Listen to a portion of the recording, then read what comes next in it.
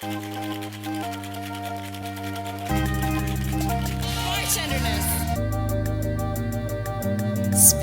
and soul, where Atlanta's service industry unpacks raw and provocative truths, share hilarious commentary about their unique industry experiences. Welcome to Spirit and Soul Podcast, a space where we share anecdotes, lessons, recipes, and the personalities of those in the service industry here in Atlanta. We all love a great cocktail, but the industry is so much more of that. We got soul too. And that's why you love us so much. I'm your host, Courtney, and today my special guest is Josh Swinney. Swinney, yes. She got it. She was there. She was close. She was close. Swinney. Swinney, yes. Swinney. Yes. And Rob Thornton Jr. That's me. Thank you guys for being here. Thank you for having us. Awesome. Sincère Fare. Oh, by the way, they're from Sincère Fare. Forgot to mention that. It's on the shirt. If they, Please zoom in. This is Sincère Fare. This duo makes up Sincère Fare. These guys have mastered the art of food and beverage experiences. Chef Rob and Chef Jets. Oh gosh, guys. You got it. You got it. Chef Josh. Chef Josh. And I'm just Rob. I don't cook. I wasn't gonna call you a cook. I was gonna call you mixologist. Oh, okay, we could go with that. There we go. You are. Why are you doing this? I like to be called Beekeeper Rob, so like that's why okay. I figure out which one you're gonna address me Okay, that's fair. Okay, guys. Anywho, we have Chef Josh. Yes. With the culinary experience here. I see it. And then we have Rob. Yes. He has a lot of titles. He does. Initially, I'm going to start off with mixologist. I'm going to start off there, and we're going to break that down because there's some other things going on. Josh does too. He has some other stuff going on too, and we'll get into that. Just a little. Not a little bit. Okay, you're right. He got a lot. I'm still very like, how do you function? That. How do you do all of this? Yeah. Anywho, we'll get into that. Together, they create art, curate events, build community. They also develop strong partnership with brands, making more opportunities for their peers in the culinary industry. It's amazing some of the stuff that they're doing. I'm a huge fan, and they already know this. I remember learning about you guys through social media at first. Okay. Your content is superb. And I was like, ooh. And you guys know I'm like a content queen. Yes. Like, obsessed. So I'm like, ooh, these guys are fun. But honestly, I just love coming across profiles where you can clearly understand the brand and the vibe right off the bat. And with them, it gave class, it gave quality, it gave intentionality, and Black excellence. The way you can provoke emotion in a couple of shots or a 12-second clip, that's art to me, and they do that very well. That's all him. That's all him. That's all him. I already know. That's both of us. That's true. Okay. I'm the execution, he the creator. There it is. Okay, that's fair. That's fair. And that's interesting that you say that because, guys, this episode today is about the art of collaboration. So we're going to talk about that. I'm here for all of this. We got a lot to talk about. Let's go ahead and get into it. How are we feeling today? Today's a good day. Okay. Today's a good day. It's pretty outside, too. It is. It's getting warm. Georgia's weather's crazy. Mm-hmm. Yeah. It's March and it's 80 degrees. Yeah. Finally. Thank you. Oh, okay. Well, we are in the era of curated experiences. Companies like Sincère Fare have created more of a demand for this kind of thing in Atlanta. Yeah. Josh and Rob are killing it. But my question is, what makes Sincère Fare experience different than any other experience? So can you give the listeners some understanding of your niche and I guess how it's been refined over the years getting up to this point? Either one. Whoever wants to take Josh? the lead. You know what? Sorry. Since you put me first, I'm going to let you start off and I'll finish it. So the question was about curating events. So one of the most important things that we push is community, right? We want people to come to our event and feel like they've walked into their mom's house or a family member's house and really get that sense of, okay, I'm not here alone. But I think one of the most important things that we try to push is exposure and experience, right? So a lot of times we have things within our community and talents with our community that people don't really get an opportunity to experience. So we try to bring that all into one place and allow that curation to develop and say, and have people say, wow, I haven't had this before, or I haven't done this before. This is something interesting, and this is something I want more of. Yeah. So, Josh? Can you repeat the second part of the Yes. I guess how has it refined? How has your brand refined over the years? I think we've gotten smarter with where we put our energies. Okay. So me and Rob talk all the time, like, what's like our rhythm for this season? You know, like, what are we doing? Is it meeting our end goals? Are we doing stuff just to do it? You know, you have financial goals, you have like the creative goals, and then we have our business goals. So how's all that sort of aligning and making sure we're reaching our end goal? And we're really reaching our end consumer at the end of the day. So what we do, the uniqueness of it is like, me and Rob both have two different skill sets from the beverage and the food side. And with that, we try to make sure we showcase what we do appropriately. And with the seasonality, the locality, you know, even just the expertise from the aspect of creative. So that's something I see that Rob, we always challenge each other. Every event, we've never done the same beverages twice. We've never done the same foods twice or dishes twice. So, and a lot of times we try it the first time at the event. Really? Yeah. Oh, no. Yeah. Yeah. It's just a vibe and a feeling. You know? Oh, really? Yeah. Oh, wow. So we're at the event, literally tasting it. I'd be like, Rob, taste this. And he'll be like, add more salt. I have too much anxiety for that. Really? Oh, Yeah. Really? Yeah. But I think, too, it helps that you have a collaboration. So you do, I think I'm the only one that's, or maybe I need to let go a little bit. I don't know. But It's a balance. Yeah. It's all about balance. Because sometimes, like, listening to somebody else critique you, if you can take offense to it, but really it's really helping you become better. Because now you know what other people's perspective is, and we're really doing it for other people while still showcasing our skill sets. You know what I mean? So if Rob, like, add more salt, I don't take offense to it because it's like, he's trying to help me make the dish better for everybody else. Got it. You know? And like I also think there's a balance between being a creative and bridging the gap to your consumer, right? So some of the stuff that we come up with, we absolutely love, but our consumer isn't ready for. Okay. Right? So there's that balance between, you know, I may like gin and Hennessy mixed together, but, you know, they may not be for the everyday person. So there's allowing everything to be approachable, and the way we do that is, okay, I taste it from a person that has never had this before. Correct. What would they think? What are they used to? What are they like? And then we have that aspect of, okay, this all makes sense. Yeah. So I will say Atlanta's palette for things is very interesting. We can get into that a little bit later. yeah, for sure. And when she recognized that, like, y'all just like the same damn thing. Like the time. Excuse me, all the time. Yeah. All right, it's fine. Let me just give you what you want. But still, you know, we have a responsibility to introduce new things and find ways to, like, okay, how can I integrate something new that you haven't, like, give you baby steps into something new. Yeah. That, you know, being able to do that to me is like, that's cool. Like, that's what we should be doing. We shouldn't get comfortable and be like, well, this is what y'all want. Well, no. Right. Yeah. I'm challenging you to want better. Explore your taste buds, explore different things. Okay, we'll move on. I want to talk about the development of Sincère Fare. So can you probably give us maybe what the conception phase looked like, maybe how you guys met, and then, like, what year was that, and how did it kind of hit the ground running? Yeah. So Sincère Fare started officially in 2019. Okay. I knew Rob from, like, some nonprofit work that we did back in the day, and then parties. So I wasn't even in Atlanta. Where was this at? Well, here in Atlanta. But I wasn't living here in Atlanta yet. Okay. I was living in North Carolina, and I was coming back and forth because I had friends here. Okay. And I met him at a party. Okay. And then after the parties and stuff, you know, I seen him come to some of our, like, nonprofit events and help out there.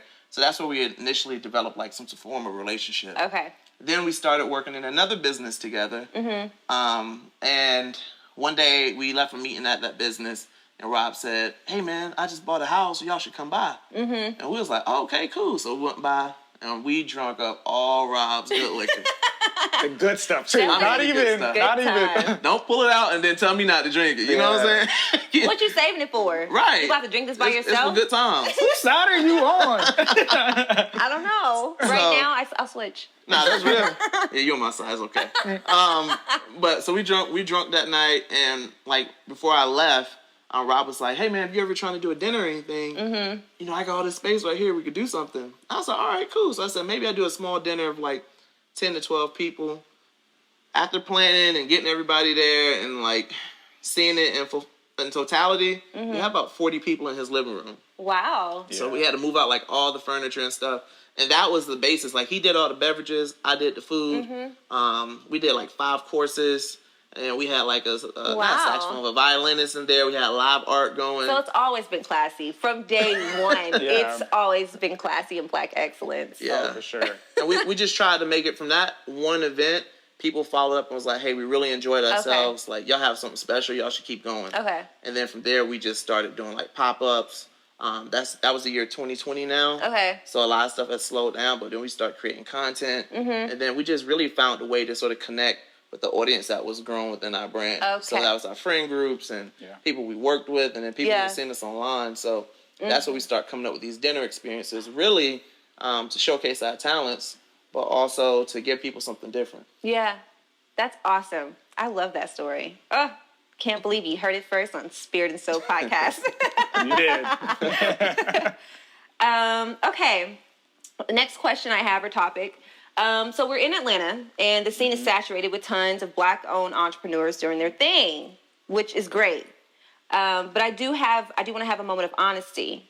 Can we get past supporting Black-owned businesses just because they're Black-owned? Like, that's the question that I'm always like, so can we want more. Yeah. But I'm just like, what about quality and consistency? Yeah. I mean, innovation, like we talked about earlier, integrity. Is that too much to ask for? And listeners, I'm asking you, is that too much to consider? Yeah. I'm sorry. I love you. I'm just asking. I love you guys. Open question. Is it too much to consider when choosing an establishment or company to host your next event? Josh and Rob, I'm curious to know what your challenge is with that. You know, I think there's a lot of talent here, but oftentimes I think that people chase after the hype and what they might see solely on IG. Yeah. So how does that affect your business and how you guys move? So, I mean, if we want to talk about quality, let's pause for the cause. This right here. Oh, yeah. This is quality. Delicious. This is delicious. Guys, coming from you. Sensational. That's Cheers. Cheers.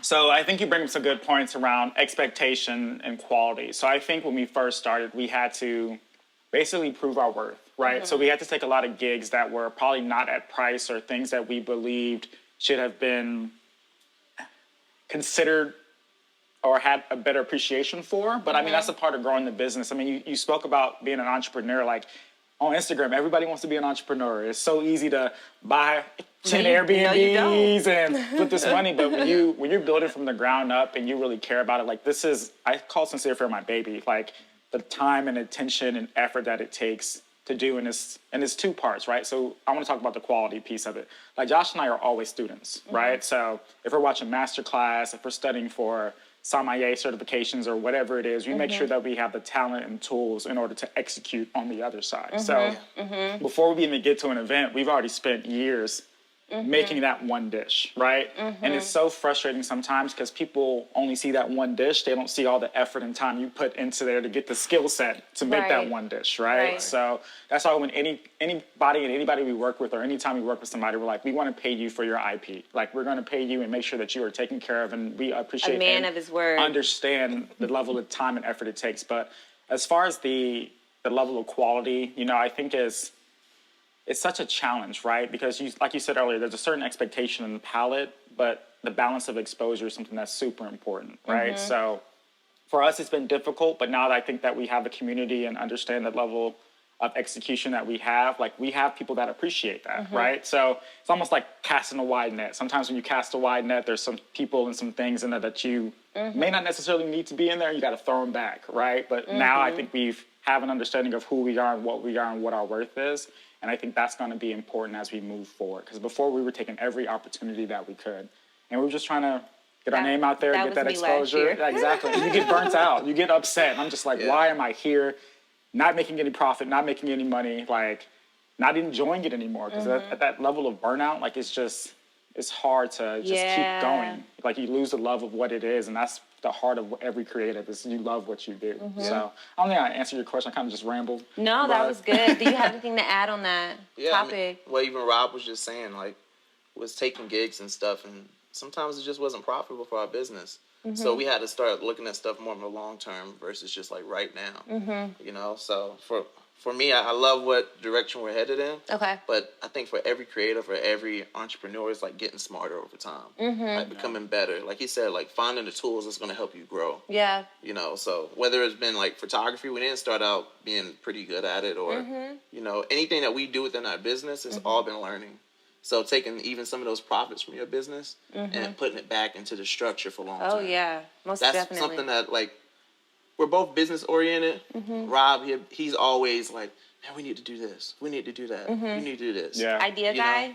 So it's interesting. Right. Josh is more of the big concept guy. I'm more of the executor, but we're both creatives. Okay. Right? So when he comes up with an idea, I can have an appreciation for what it is. Okay. And then when he comes up with an idea, I can see it, but it's like, okay, how do we get there? Yeah. I feel like you got to have both if it's within yourself or a partner, but you got to have the vision and then the execution and then how it falls out afterwards. Oh my gosh. Yeah. I can't wait when people hear this podcast. I seriously can't, because they need to realize, like, there's two things that stand out from both things that you said, and it's community and it's partnership. Yeah. Community, because it's like, okay, yeah, you're not gonna be for everybody, so don't try to go for everybody. Yeah. You know, you find the people that really like what you do and you focus on them. Yeah. And then that's just gonna grow organically. Yeah. And then the partnership being like, you're not gonna do it by yourself. You're two creatives, especially if you're creative and you have something that you're passionate about and you're turning it into a business. That's hard. Yeah. It's just really hard to be a business person and a creative at the same time on the same project. Like, that's just really, really hard. Yeah. Yeah. So having a partner, having someone collab with you, I said collab because I was referring to something else, but it's a vocabulary word, whatever. That's a whole nother thing.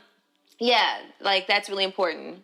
To have someone kind of come behind, it's like, okay, that thought was great, or that idea is great, but like, how do we actually achieve this? And two, there's plenty of times when you have this great idea and you're trying to tackle it every day and you feel like you're never accomplishing anything. Yeah. But you are, you know, you just have to break it down, you know? So, yeah. Baby steps are still steps. Yeah. Right? And that's important. Yep. So let's go ahead and continue in this conversation of collaborating. Yeah. I do want to go over some best practices for collaborating. So let's talk about maybe in the collaboration process, what roles you play, but, you know, we might be short on time. So let me just skip and just talk about maybe 5 tips when collaborating with creatives, with other creatives. Maybe you can talk about creatives, and then I want another 5 tips or 3, however many you have. When collaborating with brands. So 5 tips when collaborating with creatives and 5 tips when collaborating with brands. I don't know which one wants to do what. We can do the whole thing. We are here for you, okay? We are here for you. So, like, when we think about collaborating, and I think you've experienced this with us, Josh is typically the one that reaches out and will start the relationship, right? Like, because everything that we do is built on relationship. We look at these Fortune 500 companies, and there's still people at the end of the day that we're interacting with, right? So Josh will talk, because I'm typically shy and reserved. I kind of like I just like to observe and stay in my own area. So that's one thing that it is creepy, but it's just what it is. 'Cause for me, it's hard to trust people, and I kind of got to size you up and get an understanding of who you are before I just kind of open up to you. So, and that's balance for us, because Rob will see certain stuff I won't see at times. I don't trust that person. I see it, like I can see the way they're moving. He's like, what you talking about? I got a drink in his hand. That person cool. Like, you tripping. Like, nah, don't do it. I saw him looking at you across the room. Like, he's not for you. So I think that's important. Then I kind of follow up with the execution and like the details. Like, hey, if we're going to collaborate and do something, it's like a relationship, right? You got to have communication. You got to have trust, right? I need to communicate what my expectations are, and I also have to trust that whatever you say you're going to do, you're going to deliver on that, right? So I think that's a very important piece of the collaboration. And then you talked about 5 things that we need from an individual perspective, so I can talk through trust is number 1. Okay. Yeah. You got to trust the people you work with for them to execute, because if you tried to have this podcast and we didn't show up today, you know, that look at that. Y'all see that? Y'all see that? I would be so pissed. So hot, right? And it's just so disrespectful. I would take it personal. Exactly. Yeah. I really would. Because, I mean, this is for you guys. Yeah, it's for me, but it's like, this is for you. It's just, so that trust is really important. That communication and expectation is really important too, right? So this is my expectation, and if you can't meet that, that's fine. Let's figure out where we can land and where we can go, right? So constant communication, and then that follow-up is important too. So when we do have these events, like, how did we do? Like, what things could we have done better? Like, we got this content, did we capture it appropriately? Because all that is going to help us move forward and continue to find and create and forge a better relationship. And that last thing is just like, love what you're doing, right? Like, you got to love it at the end of the day, because that's like, sometimes these things don't pay, right? Like, they don't pay, but you got to see the long-term vision and say, what I'm doing now is what I want to do, and it's going to get me to where I want to go. So I think that's 5. Yep, that's it. Okay. I packed it up. You did so good. You did so good. You want to do? I want to say something off what he said, that last aspect, just love. Like, it's going to show in your work. So, like, our guests, the people who's going to come be a part of what we're doing, they're going to see it. So, if it's my dish, we don't sit there and be like, oh, when we see everybody's, dishes or drinks and stuff come in, oh, we're going to top everybody. We never say that at all. Yeah. We just create what we create, and then from there, however the guests perceive it is received. You know what I'm saying? So, like, what I tell all the chefs that we work with, or even, like, mixologists and stuff, like, do you. The only direction we really want to give you is, like, here's some key things we may need within it. Outside of that, because of sponsors or, like, partners or whatever. So, outside of that, like, showcase who you are, and they'll love it. Yeah. So...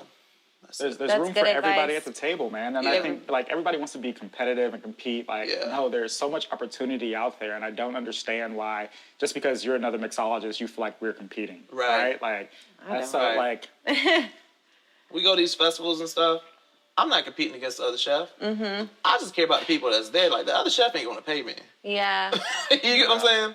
Like, they're not going to give me any type of brand deal or come and, like, buy my service. They come, to an event and support. But it's different when you got, like, a consumer coming or a potential client. So I'm there to appease them, and then, like I said, if we can't do something, we pass the work along to other chefs as well. Be happy to. Somebody that we trust, though. Yeah. Somebody that we trust. Like, there's plenty of opportunity out here. Yeah. That's so good. I love everything about you guys. Seriously. No. I'm the biggest fan. We appreciate that. And why are you a fan? Maybe you can give us, like... Because I think this, this is, I hate to say this. I've told you guys before. You guys are Black men. And you're such a great example to me of Black excellence and walking in your purpose and sharing your space and looking out for people.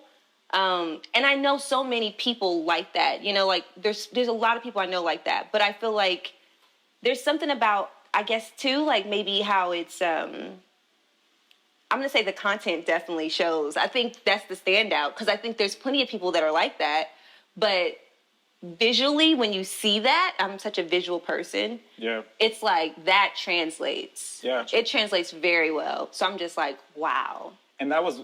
Y'all did that. And that was one of the biggest things that I had to learn, and Josh and I learn all the time. So I'm from, like, the Fortune 500, like, accounting, masters in accounting. Like, I'm very, like, infrastructure oriented. And he said to me, and I remember this to this day, he was like, Rob, if we didn't record it, the event didn't happen. And I'm like, I don't care. Right. Like, let's get this execution done. Like, we got to get the event. He's like, Rob, if we don't record people need to see this. People have to see it, right? Black men need to see this. You know what I mean? Like, Black people, like... Everyone needs to see this. Yeah. And that's just really important to me. Yeah, and that plays into the marketing and your second question about corporations and what they need to see, right? Because that's what they look for. That's how they find us, right? Yeah. And stuff like that, so. I love it.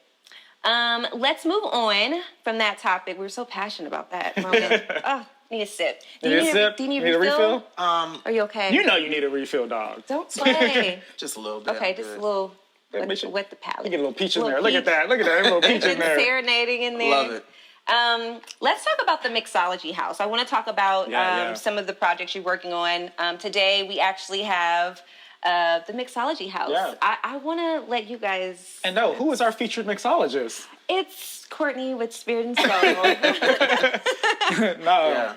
Yeah. So can one of you guys explain what Mixology House is to the listeners? Yeah, so one of the biggest things that we do at Sincère Fare is look out for our community. And that's beyond just developing, like, opportunities and developing, like, events. Like, it's the education side of things, right? I said before, we put years into our craft, and sometimes other individuals don't have access to the education or don't have access to the people to get that information. So that's really the root of what the Mixologist House is, right? So I'm not going to lie. I'm going to shout out to our girl LP.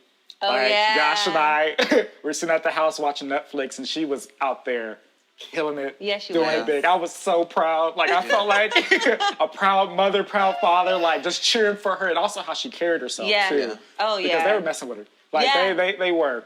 She didn't even flinch. Didn't even flinch, and that's such an important thing, because it showed me to value who you are, and even if other people don't see it, like, you still are who you are, and that you still speaks are value. It does. It does. So, and seeing that and seeing some of the skills that they had, I was like, I don't know how to do that. Oh no, I didn't. I was just like, dang. I was like, this is dope, right? So I went on a tear. I was trying to find like information and resources and skills, and like because it wasn't there, I was like, you know what? I'm gonna make this, right? And I'm gonna make it. I don't know what I'm doing. I don't know how this is gonna work, but I have a vision, and I have the people around me to make that happen. So I started reaching out to people in the culinary world, Chef Sam, Josh, and like, all right, what do y'all learn in culinary school that can translate into what we're doing in mixology? So much. Right? So much. Especially now.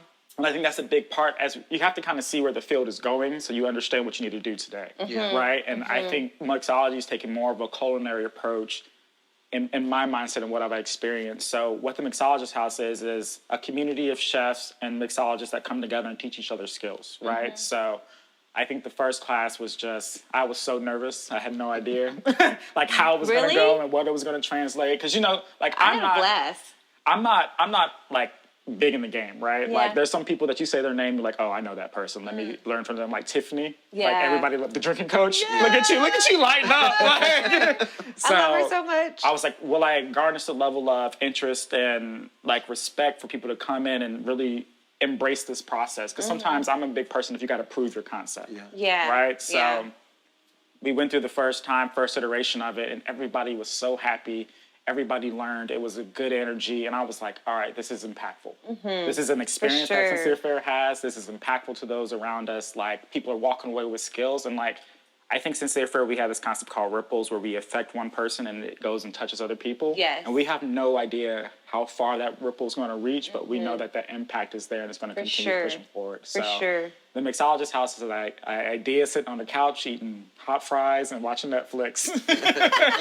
Watching Drink Masters. Watching Drink Masters. And now it's come to fruition and really a place where people can learn and come and just come as they are and leave with like skills that they hadn't had before. Yeah, I'm really excited for today's class. Later on today, we're learning Korean-inspired garnishes with Chef Sam. Yes. So I'm excited about that. I made some Korean-based cocktails. Look at that. Slight work. But that was a challenge too. Yeah. Because I don't make Korean cocktails, but I'm like, no, I'm going to study, research, experiment, taste some things, see what works, and immerse myself in it. But you guys kind of forced me to do that. But I'm happy you did, because I really like soju now. I'm like, oh, this is tasty. Okay. So second to last question. I do want people to know more about what you guys do outside of Sincère Fare, or more than just the chef and the mixologist, because everyone knows on this podcast, I love to like remind everyone that yes, we're in hospitality and this is what we do and this is our brand, but like we're so much more than that. We have projects, we're creatives. So I would love for them to learn about what you do. So I'm gonna go first. Okay. Why you want to go first, Josh? I'm gonna go first because I'm gonna rob out with his list next. Every time you say soul, I want to say soul, like from Soul Train. We probably should make a commercial. I feel like that should be like your Soul Train. Yeah. Yeah. So like her brand and audio, that'll be good for you. I like that. Who's gonna help me? Oh, we're here. Yeah, we'll figure it out. Okay. We'll figure it out. Okay. You're not here by yourself. Thanks. So, what I do, I'm a photographer, amateur photographer. Like, amazing photographer. Still learning, still trying to grow in the craft, and that's pretty much it. Like, that's not true. So I guess when I was younger and stuff, I used to do like more artsy things, like paint or draw, but I don't do none of that stuff no more. I used to play music, so that was like some of my hobbies. Okay. So anything that's sort of artsy, I sort of like dabble in. I'll probably start getting back into it at some point, but just haven't. But outside of that, I think that wraps it up for me. That doesn't wrap it up for you. Let me help Josh out with his list. Please do. So he said photography, right? So Josh is actually the one that kind of put me into the photography game. So not only does he take photography, he like teaches classes too. right? So he can help you Why do you understand. say amateur? You're over here the teaching. 35, all that stuff, prime lenses, all that stuff that I learned from him. He also does videography too, all those clips and all that stuff. Okay. Yeah, he does that too. Not I got just you. a little. He said he hasn't done well. I saw Josh play the drums last year. Oh, so you're a drummer. Right there. A little right bit. There, I haven't played in years. I haven't played in I haven't played since I've been like 19, 20 full time. So, do you have a set at the house? No. Okay. I sold my set and everything. When I moved to like go to school, to college, so I sold it, had to pay that rent money. That's real. Do what you gotta do. That's real. So then but as an adult now, I want to get back into it in some, aspect. I don't want to play it like at churches and stuff full time, but just having something at home to play. I think we all need that. Like, I'm getting to that point in my age as well where it's just like, no, I know that was fun back in the day. Now you just kind of need it because you're obsessive about work and you need to let go, bitch. It's a mental escape. We're not done though. Bass. He also plays the bass. Here we go. You know the strings? Just a little bit. Oh, See, wow. like he over here trying to be all modest. He always calls me out. He pays the bass too. That church line bass. That doom, doom, doom, doom, doom. Nice. Just a little bit. Okay. Is it? You done? So a musician, a photographer, and a videographer. Yes. Okay. That's amazing. Impressed. I can't do those things. I do have a guitar. It was on my goal this year to actually, it's an acoustic guitar. Really? To actually take lessons. Don't you do it. Don't you do it, Josh. It's okay. Rob can show you. Wait, you know how to play guitar too? Yeah. Okay. Rob Let's start a band. Rob has an acoustic guitar and a lead guitar at the house. Yeah. Let's start a band. We could. We could. And he's also like a French trained chef. Like there's different levels. He went to culinary school. So he's worked at like Italian restaurants, so he knows how to make pasta from scratch, Wow. Because on Instagram, everybody can be a chef, but Josh is taking the time to really develop those skills and different things. So he does infusions with like Jamaican and Asian food. Nice. Have you had a Jamaican sushi roll? No. Josh can make you one. He holding out. Look at that. You see that? I love you talking about his different skills and creative things. I would love if you did the same. I think that's kind of cool. I will. Okay. No worries. I think that's kind of cool. I will say this. Rob is correct. I do have some have had opportunities to learn different cultures, and I'm still, indulging in different cultures and learning as well. So, yes, I can do Asian and Jamaican and all those different things. Exactly. But I just like being a good, well-rounded chef. Okay. So working in corporate in the different spaces in which I worked, we had clientele from all over the world. So I had to be able to reach each of those people in different aspects. And that's important. So if it was fusion food, at least I'd be able to connect the Americans to something that may be like Nigerian or, we might do a dish from like a British dish. So how can we like bring those different nuances together to make it a dish that's more approachable? Right. I'm impressed. Bye. I've been impressed, guys. Anybody I bring on this podcast, the reason why they're on here is because I'm such a fangirl. I'm literally like, oh my gosh, can I get your autograph? Like literally. And this is my way of like showing my appreciation. Seriously, I always think about that. I'm like, every person that's on here, I'm like, I'm a huge fan. That's and awesome. if nobody tells you, we are. And people who watch this podcast, they are too. So Thank you for your contributions to Atlanta, creativity, and all those things in between. Thank you. Now let's talk about what his creative things. I got you, no worries. So, Rob plays instruments. I told you the 2 instruments he plays that I know of. He may play a little bit more. I don't know. That's all I play. Okay. So, he's a beekeeper. Yes. A great beekeeper. Guys, real bees. Like bees, honey. Yeah. Yes. He teaches. He's starting to teach Teach what? people about honey and the whole bee experience. And, That's important. The maintenance of the hives and everything. That's very cool. Very educated within that. He's a pilot. So he flies. I got in the plane with him. I'm still alive. Guys, if I didn't already know this about him, I would be like, oh my God, are you serious? But I do know these things. This phase. Just a normal dude. That's crazy. He's a craftsman / woodworker. Okay. Yeah, so he works with wood and builds different things. And what do you build? Like, what's the most recent? The most recent thing I built was like an herb garden. So, nice. Like a 4-tier herb garden. Okay. So, I think for me, like all those skill sets were things that I picked up when I was young. So at my grandma's house and the farm, like tilling the garden and stuff like that. You were raised, well, not raised on a farm, I guess, but. No, so I'm from the city, but during the summer we would go to my grandma's house and like I hated it. Okay. I hated it because like we'd wake up, crack of dawn, we'd be outside picking greens, eating greens and biscuit for breakfast. I bet it was good though. No, the first time it was like, okay, this is different than when you eat it every day of the week. And they're not wasting nothing. They're not wasting anything. Yeah. So it just wow. was like, I didn't have an appreciation for it then, but I have an appreciation for it now, right? So like, we talk about gardens, we talk about building things, and I look around and some people don't have that skill set. Oh, yeah. I'm just like, it baffles me sometimes. I'm just like, this is how I grew up. Like, this is what it is that I had to do in order to like live. So I think that's been really important. Like the agricultural side, like I feel like our community, we've kind of gotten away from it, but that's such an important skill to have. Like agriculture is the #1 economic producer in Georgia, right? So like, how do we create our own food? How do we make things sustainable? Like we can't go to the grocery store all the time, especially on like the west side. And I'm not knocking anybody that lives on the west side, but I went to their Kroger and their Publix versus the Publix up in Cobb County. And like, it would be the reduced fruit that's on sale. That's dying already? That's already dying, that's already bruised and stuff. And it's just like, it's hard for me to see that because it's just like they're not getting, or we are not getting the quality ingredients that we need to make like healthy food. Yeah. Like you live from the inside out, right? Whatever you're putting in your body is going to resonate outside of you. True. And like, we got to be smart about what we do and what we put in there. So it's so easy not to be though, and just kind of like whatever's fast. Exactly. Like I love Popeyes. Like I do. I had Chipotle today. I love it. I love it. I like Chipotle. Yeah. So, thank you, Josh, for taking those skills. You got a few more. I figured he did. So he's a mixologist, of course. He's a sommelier. Is that how you say it right? Sommelier? Yeah, sommelier. Okay. Sommelier. He's a sommelier. Okay. That's it. I feel like I'm missing something. You probably are. That's it. Okay, This we'll say that's baffles it me. for right now. I don't know how you guys have Sincère Fare and you do all these things. But see, it all works together, right? And that's how you make it. So and that's why people say like, I don't have time.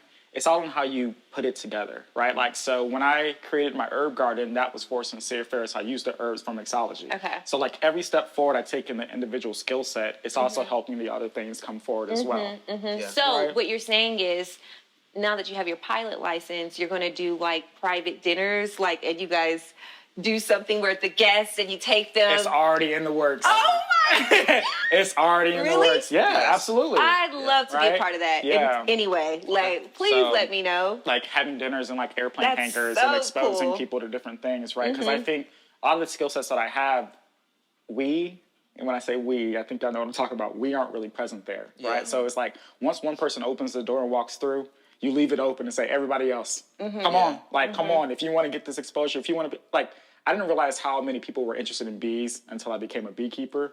Really? And it's like, wow. Like, What's the interest? All I care about is the honey. So it's the honey. It's also just, more things they do, I think clearly. there's, They wanted to split that. no, but that's the thing. So like there's beeswax that you can use to make candles. There's pollen that you can use as well. Okay. Like the royal jelly is what they use for like makeup. Okay. Like there's all these different aspects and different things that you can do with beekeeping. And I think a lot of people just they couldn't identify a person with the skill set. Okay. So now that I kind of walked in the door, they're like, oh, there's a door opening again. I can easily kind of get more exposure and interest into that. Especially like I'm thinking now, like people that are into cosmetology and that are like estheticians, and then they're creating their own brands, and they're like, okay, I'm in the phase where I'm testing out some products. Yeah. Hey, you need to collab with this guy. Yeah. No, please do. That's dope. Yeah. That's really dope. Last question. Ear to the streets. This is the segment where I let you guys kind of shout out maybe a brand, a company, a restaurant, a bartender, a chef that you've been rocking with as of late, or maybe that you've, I don't know, just really appreciate, love, and want to support. So yeah, I can start. We're gonna shout out Courtney with the C. Thanks, guys. Right here, yeah, no problem. So like, we're gonna give you your flowers right now too, as well. Thanks, so like, we try to collaborate with a lot of different people, but there's a lot of conversation that happens before we reach out and say, hey, do you want to work with us, right? Because we try to figure out, do our brands align? Like, do we enjoy this person? Just to be very frank, like, is this somebody that we could work with and be a partner with? And like, you stuck out to us, right? Yeah. And we've worked on our last 2 projects together, and it's been nothing but pleasant results. Like, everything that you've said that you would do, you have done. Like, you've given us connection and you've executed, and it's such an important thing within a partnership. To have that trust of the other individual just keeping up their end of the bargain, because we've gotten burned so many times. Really? So many times, and it's so frustrating because at the end of the day, it is a Sincère Fare event, and we are the ones that are looked at, and we take our brand very seriously. Right. So That's my first shout out. Thank you. Yeah. Means a lot. Thanks, guys. You got a second shout out? No, I'll go after you. Okay. So that's Courtney with the C from Spirit and Soul. And Spirit and Soul podcast as well. Yeah. I'm trying to really think, like, I mean, we got some dope people doing dope things. We got Chef Bree, which is a new executive chef over at Rocksteady. Yeah. We got Chef Sam. Yeah. Being featured in so many different things. She was featured in Kinky's wedding day. She made the cake for them. Yeah. Yeah, I saw that. Yeah. We got Zaza. Doing great things. Is that Tony and Birch getting recognized? Also cooked for Pinky as well. There's a lot of people within Tamara's doing things. Like she's a pastry chef. I got one. Yeah. Like some of our I guess sort of mentors within this space is the Schuler Institute. Oh yeah. So the whole Schuler team from Sean and then Master Chef Schuler as well. So they really sort of help inspire us and keep us grounded. You know, they sort of mentor us in different aspects of business. Yeah. So we really look at them and say, okay, we love what y'all doing. They're setting the standard within the industry. Okay. Yeah. Anywho, I'm gonna do a shout out. I want to shout out LP again. Cocktails with Friends is April 10th. April 10th. Cocktails with Friends, so that's LP from Drink Masters here in Atlanta at City Winery with other people from the show and comedians, so laughter and cocktails and a total vibe. You should definitely check it out. And shouting out you guys. Shouting out Malik behind the camera. Thank you, Evolve Films. Yeah. And thank you, listeners, for tuning in today for this episode. It really means a lot, and I can't wait to continue to give you guys more content. That inspires you, that helps you explore new things and learn about new things. So that's it for today on Spirit and Soul Podcast. Make sure you're following us on IG at Spirit and Soul Podcast, and also subscribe to YouTube if you haven't. Don't just watch that episode. You better hit subscribe or we're not friends anymore. Just kidding. I always love you guys. Anywho, that's it for today. Thank you. Thank you. Bye. Bye.